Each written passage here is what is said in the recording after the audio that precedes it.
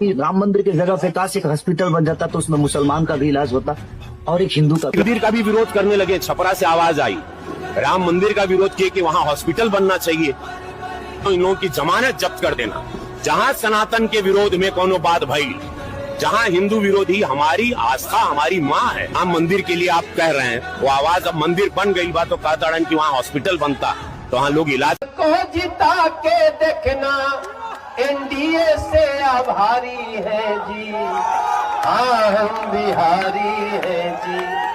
छठी मैया की इससे ज्यादा हम क्या कहेंगे। 100 रुपया का राशन मिलता, राम का गुण गाते हैं, कुत्ते जैसा जीवन है, लपक लपक खाते हैं, आरक्षण भी छीना हमसे, नौकरियां भी छीनी है, राम नाम का मिला है घंटा, अंत वक्त वही बजाते हैं। आपको नहीं लग रहा राम मंदिर बन गया तो अच्छी बात है? अपना तो कुछ था ही नहीं, चुप रहिए, अपना तो कुछ था ही नहीं, सब बेच बाज के बैठे हैं। बाप के बारे में सच बोलो तो लौंडे देखो बैठे, बना के भिखारी एक राजा, देश ये कंगाल हुआ, राजा बनने के इंतजार में और भिखारी बैठे हैं। क्या बात है।